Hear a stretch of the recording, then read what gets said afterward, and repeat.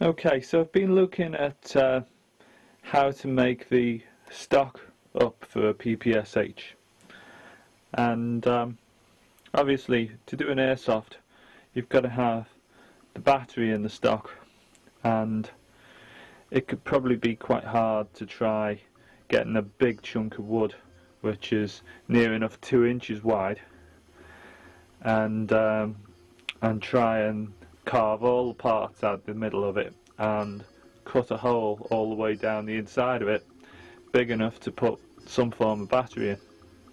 So what I thought about was making the stock out of a few pieces of wood and laminating it together, much like the stock, say, on an AK-47 or AK-74, which is actually made like plywood. It's a number of pieces of wood bonded together, and it also has pins running through it.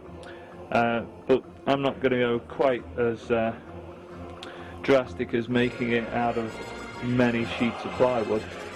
I'm going to use one long plank of wood like this, which is near enough 2 meters long. It's 20 millimeters thick by about 200 millimeters, 20 centimeters wide maybe. The first thing to do was basically get a sheet of cardboard, basically just unwrap the cardboard box, fold the cardboard box out, stick the PPSH on top of it, and draw around it. Now, because of this gearbox being quite a large item and the stock there being quite thin, if I was to plonk that on top of there, try not to scratch the gun up, you can see there's very little wood left by the time you carve out a space big enough to put that motor inside of. It'd be like a piece of tissue paper. By the time you pick the thing up, it would just snap straight off in your hand. So this in fact is one of the reasons why I prefer to have plastic stocks on, say, the likes of an M14.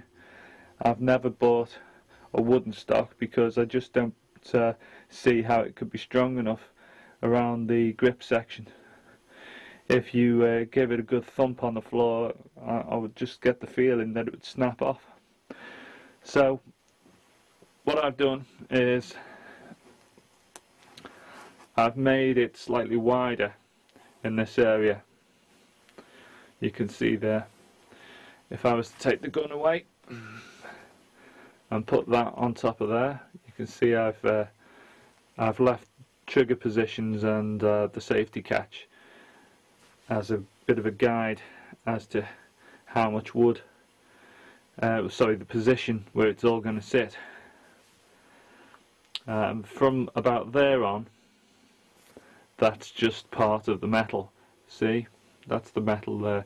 The wood actually fits inside of the metal, probably only up to around about there. Yeah, but I'm going to make the wood longer. I'm going to make the wood up to that point there, and then I'll cut it away as required as I'm developing it. So you can see the wood's going to be quite thin, but if I do it any thicker than that, the grip's just going to look too big. Now then, it'll need a cutout in the rear there, depending on what battery I fit in it. Now, the PPSH actually has this little, presumably oil bottle or cleaning rod hole in the back here.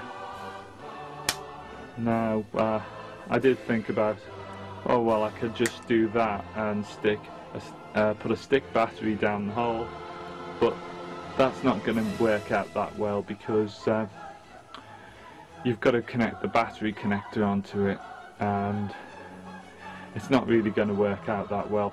You could put a big long lead on it coming up through, but where's the lead going to go when you start pushing the battery in? It's going to start breaking the cable. So you'd need something probably twice the size of that hole, and have the battery connector at the side of it, and the battery and the stick battery going down in the stock. So that's to be thought about a little bit, and there's a chance I might just go for unscrewing the back plate to take a battery in out of it. Now where else have I got? So what I'm basically going to do, or what you do next, is once you've got your cardboard template, you put it down on the wood and you mark off almost 3 full pieces of this. Now, just so happens I've already done this, so you can see it here. Now what I'm actually going to do is, well, when you cut a stock out for a rifle of some form like this, you try to get it so that the grain runs slightly diagonally up through the grip section where it goes to its thinnest. For instance, if you didn't have the grain running the right direction, it weakens the gun. So if I'd put that basically up against the side like so, you'd have the grain in the wood running straight across like that, and that would cause a weakness. So you don't want that. You angle it like that, and that's basically the point where I'm cutting the wood off, just there. So the idea is there's going to be a left piece of the stock, a right piece of the stock, and then a central piece of the stock.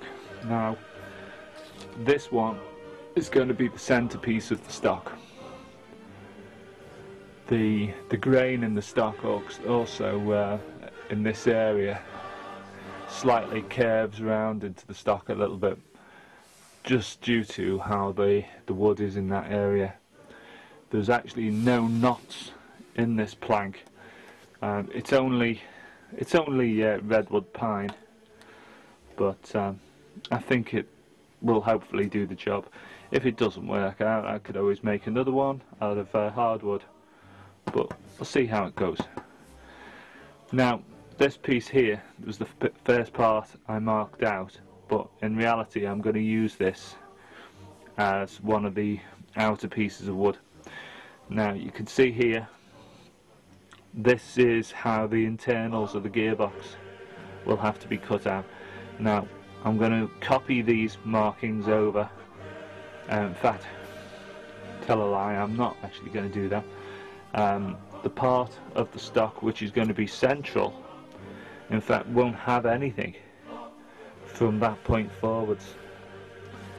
You'll work this out, you'll realise this when you actually look at the gearbox. Bear in mind this wood's 20mm thick. Now if you look at that 20mm, there's not going to be any wood around this area underneath it, because you've got the trigger you've got the gearbox, and the only part where there will be some wood is here.